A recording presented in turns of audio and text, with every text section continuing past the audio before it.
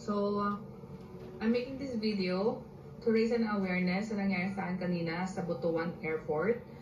So, around 5 o'clock a.m., nag-check-in kami. And while in the counter, nagkaroon kami ng excess baggage. So, we have to pay. And then, nasa kanila yung passport namin kasi nga magbibigyan na kami ng boarding pass. So, it took maybe 10 minutes ginagawa nila yung boarding pass namin. And then, nung pagbigay sa akin ng passport ko and ng boarding pass, wala pang napakalapit lang. Dahil nga doon sa nababasa ko sa Facebook na mayroong punit-punit ang passport nila, chinek kong maigi yung passport ko. Kasi alam ko na walang punit yon. Pagkakita ko, may punit. Binigay ko sa kanila ng maayos, pagkatanggap ko, may punit. Tumakbo agad ako. Sobrang lapit lang. Wala pang 1 meter yung distance. And sinabi ko, what happened to my passport? Sabi ko gano'n sa kanila, anong nangyari? Lilipad pa ako internationally. Sabi ko gano'n, anong ginawa niyo sa passport ko? Binigay ko sa inyo ng maayos ang passport ko. Kako sa kanilang gano'n. And then sabi nila sa akin, no, ma'am, wala po kaming alam dyan. Maayos po. Wala po kaming alam dyan. Sabi gano'n sa akin, nagmamalinis sila. Sabi ko, huwag kayong magsinungaling. Binigay ko sa inyo na maayos to. Ako gano'n sa kanila. So, ayun, hinawakan nila yung passport ko. Tinanong nila sa manager kung anong pwedeng nilang gawin. Sabi ko kasi, makakalipad ba ako kung ganito ang nangyari sa passport ko? Tapos ang sabi sa akin, yes ma'am, makakalipad kayo. Wala naman pong issue itong nangyari. Ang police nasa likod ko, airport police nasa likod ko. And then, wala silang ginawa whatsoever. Nagmamasid lang sila. So, lumipad na kami.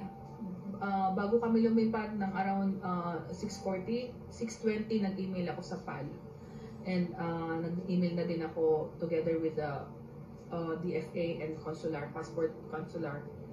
And kasama na din sa email ang Philippine Embassy Doha, Qatar. Dun sa case ko kung ano ang pwede nilang ma-advise sa akin. So 6:40 lumipad kami. Pagdating namin dito sa Manila, hindi ako mapalagay, sabi ko, hindi po pwedeng lalabas ako ng airport na hindi ko makausap ang aviation manager kung anong dapat kong gawin dito. So, lumapit ako sa PAL. Pagdating ko sa PAL Airlines staff, nagulat sila, tampered na tong passport nyo, ma'am. Sabi ko, alam ko tampered na nga eh. Bakit ako hinayaan na ganun ang ginawa sa akin sa Butuan at pumayag sila, sabi nila na wala daw issue to. So, in-escalate nila ako sa taas, sa flight control office, at tinanong nila ako anong nangyari. So, of course, kinuwento ko na naman. And then, ang sabi nila sa akin is, nagtaka sila sa Butuan, bakit lumipad ako ng walang incident report? Sabi ko, ma'am, baka naman po pwedeng bigyan niyo ako ng anything na papel na mapagpapatunay na malinis ako at itong nangyari na to is kasalanan ng check-in counter, sabi sa akin. Dapat ma'am sa Butuan pa lang ginawa na yon. So no, hindi ginawa ng Butuan Airport yun. Hindi nila ginawa yung case ko. Hinayaan na ako ng airport police na magkaroon ng ganung issue. And then, thank God, at nag-email agad ako. So may timestamp ako sa nangyari. And sabi nila sa akin dito is hope for the best na hindi naman siya maging issue. And hayaan ako sa immigration na lumipad dahil total meron naman akong resident ID. So, ngayon, ang masasabi ko lang dito sa nangyari sa akin is yung nababasa natin sa Facebook, totoo pala yun. And nakasama ako dun sa modus na yun. Hindi ko alam bakit talaga namang ako pa rin na-timingan na nangyari sa akin. Sana tumigil na itong ganitong klaseng modus.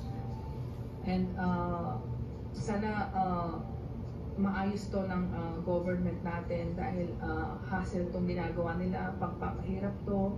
Tinatakot nyo yung mga tao na magbakasyon dito dahil tinatakot nyo paano sila makalabas ng Pilipinas pag may iwan na yung kanilang passport. I hope na makalabas tong issue ko at magawan to ng paraan ng mga taong ng kinauukulan. So, yun lang po.